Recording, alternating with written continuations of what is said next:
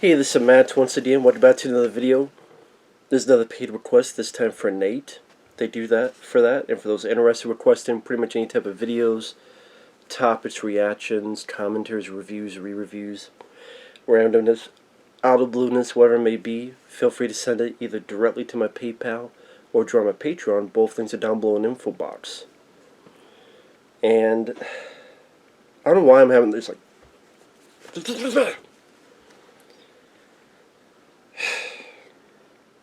I know this is a film that a lot of people like.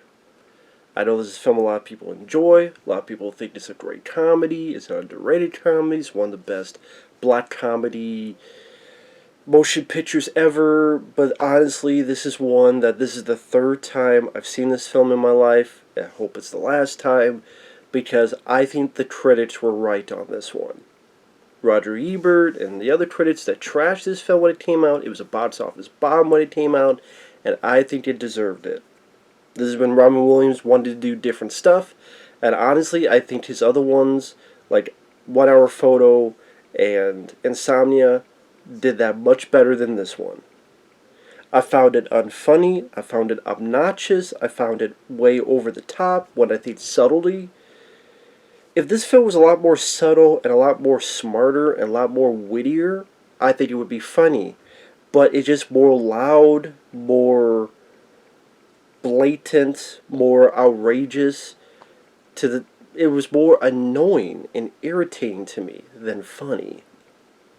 Now, it was directed by Danny DeVito, who's in the film. It stars Robin Williams, Edward Norton, who I thought was terribly miscast in this role, because I don't think he works in comedy. I think he's more of a dramatic actor. I just don't think Edward Norton comedy is his forte, whether it be that Faith film with Ben Stiller that he did, or in this one. Like Fight Club, American History X, even The Incredible Hulk, three very different films. Those are more to Edward Norton's capacity. Or maybe it's just the type of character he played that I hated. I outright hated his character in this. Robin Williams is Rainbow Randolph, popular kids show, but you also find out that he's taking money to put kids on the air. He gets fired, and his life goes downhill. Meanwhile, the studio needs a new host for a kid's show, so they find Edward Norton, who is so sweet and so nice and so kind, and there's not a negative note in his body, and he's also so bland and so fucking slappable. Sap. In fact, he should have been called Slappable Sap. Edward Norton, just the way he played it, it's like Forrest Gump's brother. But at least Forrest Gump, I think Tom Hanks was more capable of that than this. It just... And his show, Smoochy, is an automatic hit. No ups and downs. They try to make this a hit. Just boom, it's a hit. And everything from Robin Williams' performance to this guy who's a boxer who helps at a bar or wherever else, and just how he's been punched in the head too many times, and how his performance is so big and broad. That's the thing, it's so broad and so over the top that it just comes off as the opposite of funny. Like Robin Williams, I got annoyed by his performance. I didn't laugh at his performance. You know, sometimes people say when he does these interviews, he takes it too far, he's too far into his land of riffing. That's this and then some. And I love Robin Williams. I teared up and cried when Robin Williams passed away. I love Club Paradise. I think is an underrated film that I don't even think has a Blu-ray. If you want to talk about film, a Robin that I think is underrated, I would rather say Club Paradise is. And that deserves more of a cult following than this, in my opinion. And that was directed by Harold Ramis, has Rick Moranis, loved Club Paradise. Still on DVD, no Blu-ray. Toys, I think, is an underrated Robin Williams film. No Blu-ray of that. At least no official Blu-ray. Yeah, I love Jumanji, despite the CG effects being poor in today's standards. I enjoy Good Morning Vietnam, good dramatic work, good Good Will Hunting, and Dead Poet Society. The Birdcage, that's another good one. This one, though, yeah, he's the villain, so it makes sense, at least for a good chunk of it. But I did obnoxious and irritating. And then Edward Norton is just slappable, skippy. He's vegan, he's just so bland and boring, and the way he's I think Edward Norton was miscast, I do. I don't think he was the right guy for this role. Danny DeVito plays Edward Norton's new agent. Robin Williams is just loud. That's like his one note, be loud. And Edward Norton, golly gee willikers. That's his performance. And yeah, if this was much more subtle, if this was much more like The Player. Remember The Player with Tim Robbins? If it was that, but with kid TV shows. Or, I mean, black comedy, even The Burbs. And you would not call The Burbs a subtle film, but that's more subtle than this. It's a much funnier movie than this. Love The Burbs. But, like, the characters of Tom Hanks and Bruce Dern, like, they played that role well. Those roles well. And a chunk of it is either Edward Norton and Catherine Keener, who's this bitchy producer, but she also has a thing for titty TV hosts. They fall in love. Or Robin Williams trying to ransack Edward Norton's career, says his career's in the dumps. So, like, he makes these penis cookies, and Edward Norton sees them and calls them a rocket to fool the kids, and Robin comes in, what are you doing? It's a cock. It's a penis. Even when he just throws down the stairs, it's such an over-the-top going down the stairs. It's trying to be like a live-action cartoon, which I don't think was the right choice. And Danny DeVito has done this well. Throw Mama from the Train. But you look at how Billy Crystal plays the role. And even how Danny DeVito plays his role. They were in sync with each other. While, again, it's like, okay, you try to be as loud, cartoonish, Robin. You try to be as all, oh, shucks, oh, golly gee, Mr. Norton. You play that. I'm not laughing at Robin's character, and I'm not rooting for Norton's character. Then you have, like, the Irish mob, and one of their own is this boxer. I guess he's got a bit of brain damage. Oh, I'll be back after I take a dump. Oh, Smoochy, I love you. Well, I spent half the time wondering, are we supposed to be laughing at him or not? Harvey Fierstein, who's in The Birdcage with Robin Williams, he plays a guy who runs a corrupt charity. One of the ways Robin tries to screw up Edward Norton, he makes this call and leads him to this neo-Nazi rally.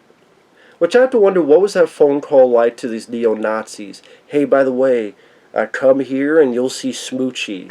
I don't know, would a lot of adult neo-Nazis be like, I want to see Smoochy?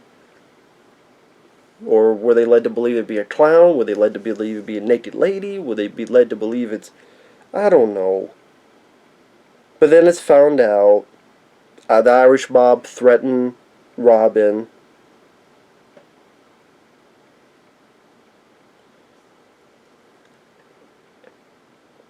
Oh yeah, bits on the Smoochy show, like Edward Norton say, hey, what I did frustrated? I let out a howl, and he's howling, he's getting all the kids to howl.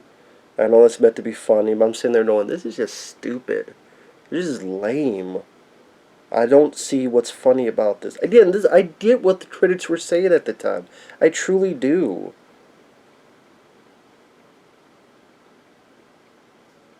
One thing leads to another. Danny DeVito and Jon Stewart, he's in this as the head producer guy. They get together with Harvey Fierstein and they all go, we should get rid of Smoochy and kill him. Well, by this time, spoiler alert, Edward Norton had the other guy, the boxer guy, be his sidekick, who also had a Smoochy Rhino suit. So they mistake him for the wrong person, they shoot him. The Irish mob looks into that. Which I don't know why they say this. They find out who it is because the calling card was a snapped neck. I say it makes no sense because they shoot the person like 5-7 times.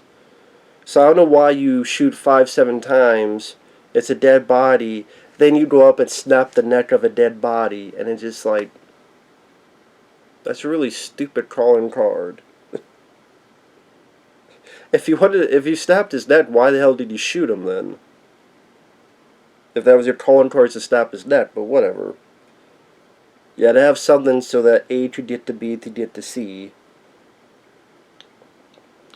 So then Robin Williams comes in with a gun to threaten Edward Norton and Catherine Keener, and then does almost a 180 just out of the blue. I don't think they really did a good job showcasing, like, Robin's crying, and then they get the gun from him, and then he does miss playing for the kids, even though he didn't. The only iota you get of that is there's a moment where he tries to burn himself, and one little girl comes up and blows the match away, so he doesn't burn himself. But then quickly after, that's negated by he sees something else, and then he's still pissed off and trying to kill Edward Norton's character.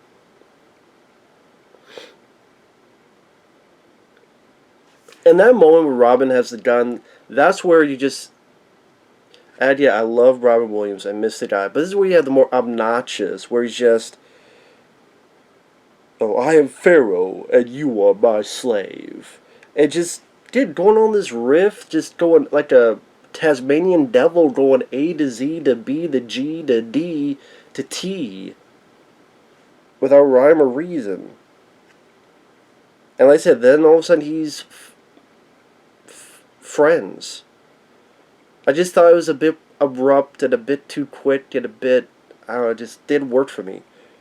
Didn't work for me, brother. It just didn't work for me. And spoiler alert, there's this, show on ice. Dan DeVito and Jon Stewart set a sniper up to take care of Edward Norton. Robin Williams saves the day. And then Rainbow Ralph and Smoochy decide to do a show together. And it's just, I don't think as clever about the entertainment television industry as it could have been. And there's been other TV shows and other movies that have dealt with the industry that I think were much wittier. I don't think it's a fun live-action cartoon. Hell, Hudson Hawk. I got more entertainment for being a live-action cartoon than this film did. I got more chuckles out of Hudson Hawk, will you go home and play Nintendo with me? Than this. And I just didn't like the characters. I don't think they were well handled.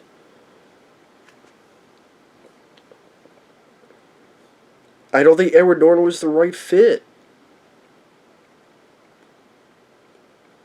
I mean, maybe it's the way the character was written.